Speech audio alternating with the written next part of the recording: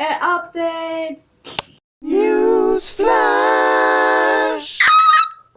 Also weil so mega viel passiert ist und wir aber schon so lange keine Newsflash mehr gemacht haben, wird jetzt das eigentlich ein bisschen ein Vlog. Newsvlog. Newsvlog. Wir sind auch viel zu busy eigentlich zum Newsflash machen. Genau, das ist gerade weil hier CDs rumliegen und hier Sachen rumliegen. Und da überall Chaos ist. Und wieso ist Chaos? Im Flohmarkt. Und weil wir ausziehen. Der Flohmarkt ist der Samstag, das ist der 12. September, vom 10 Uhr morgen bis am 4 Uhr. Und nächsten Samstag, das ist der 19. vom 10 Uhr morgen bis am 8 Uhr zu. Dann werden alle unsere kleinen Sachen, also kleine, das ist von Staubsauger abwärts bis zu Bleistift verhökert. Die Möbel sind schon fast alle weg, aber es gibt noch ein paar wenige, die noch zu Hause sind. Wenn ihr noch irgendetwas braucht, schreibt doch einfach mir eine E-Mail, die meine E-Mail-Adresse haben, und sonst schreibt es Gianni auf Facebook. So viel zum Thema Flohmarkt. Aber es gibt noch ein Update zu Japan. Wir haben lange viele Sachen nicht gewusst und wir haben gefunden, okay, wir brechen hier alles ab, aber wir haben noch keine Wohnung dort, wir haben noch kein Visum dort, wir haben noch keine Sprachschule dort, wir haben noch nichts dort, oder? Das Letzte, was ihr wisst, ist, dass wir jetzt zwar im November gehen, aber die Sprachschule erst im April anfängt. Und das heisst, wir werden sehr wahrscheinlich vom November bis April mit einem Touristenvisum gehen und nachher ein Studentenvisum haben. Und wie das ganz genau funktioniert, wissen wir auch nicht. Also das Touristenvisum können wir auf 6 Monate verlängern, standardmäßig 3 Monate. Und wie sicher, dass das verlängert wird, das wissen wir auch noch nicht so ganz.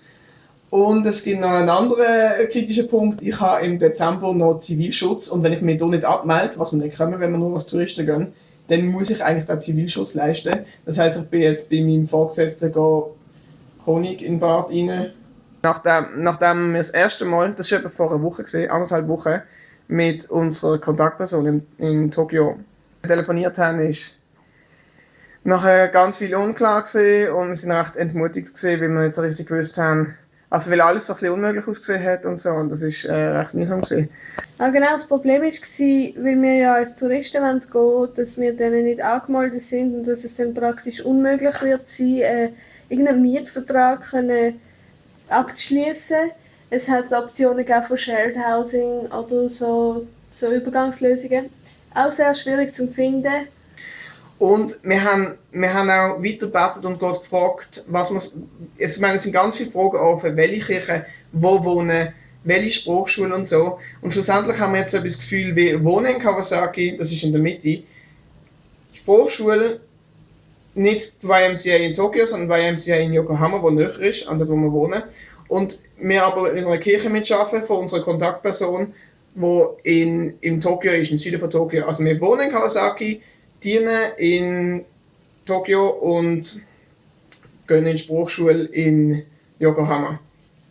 Ja, und jetzt hat er angerufen und gesagt, ja, sein Vater hat ihm eine Wohnung vermitteln, wo die Besitzerin vom ganzen Block, die ist gläubig und die könnte uns... Und dort ist gerade eine Wohnung frei geworden, 2 Schlafzimmer, 1 Stube, was extrem groß ist für Japan.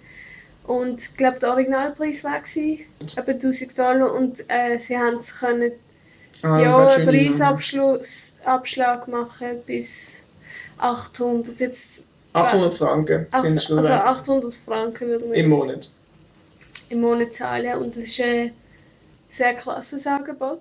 Und die Wohnung ist frei, die ist jetzt frei und sie halten sie frei für uns. Wir müssen nur ein Deposit zahlen und wissen, dass wir wirklich gehen können. Und wir brauchen wir kriegen die als Touristenvisum, mit einem Touristenvisum. Das ist eigentlich gar nicht möglich. Es ist eigentlich gar nicht möglich!